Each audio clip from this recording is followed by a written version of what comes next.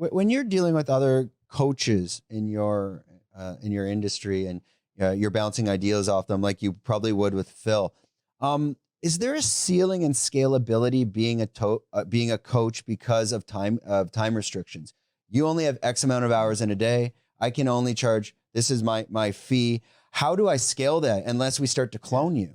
So, I think when you're starting out, it's a bit different. You go more for volume. And as you start getting your experience through the years and that your time becomes more valuable. And, there's that saying about the guy that, they get the ship to come in and that rudder, they get a whole bunch of quotes and they can't get it to work, this rudder on this massive ship. And they get this old dude to come in and he looks at it, hits it a few times and gives him this massive bill. They're like, oh man, it took you 20 minutes to fix this thing and you want to charge us so much money. It's like, yeah, but it took me 20 years to know how to fix it in 20 minutes.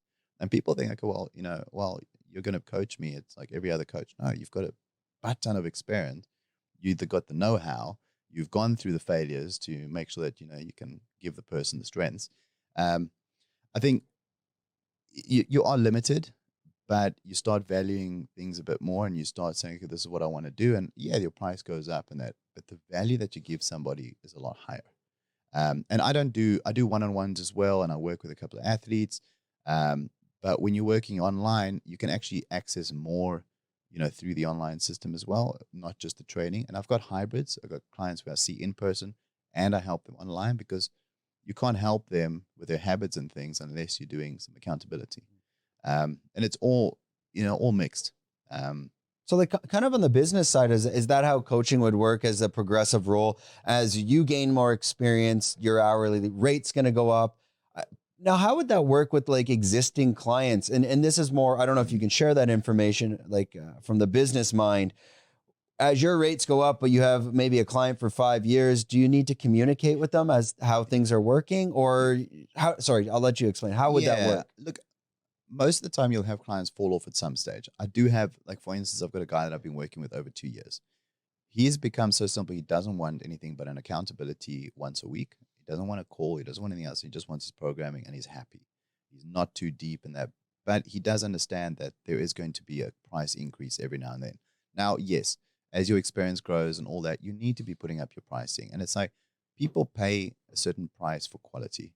And if you keep, dropping or keeping at a lower standard, people are going to be like, well, you've been in the game for so long and that.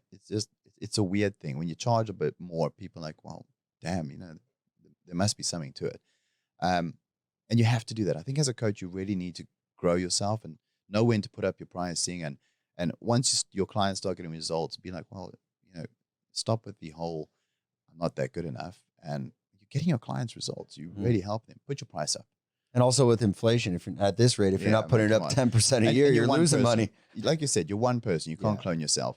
Know where your value lies and be able to, sort of get paid for the value that you're giving.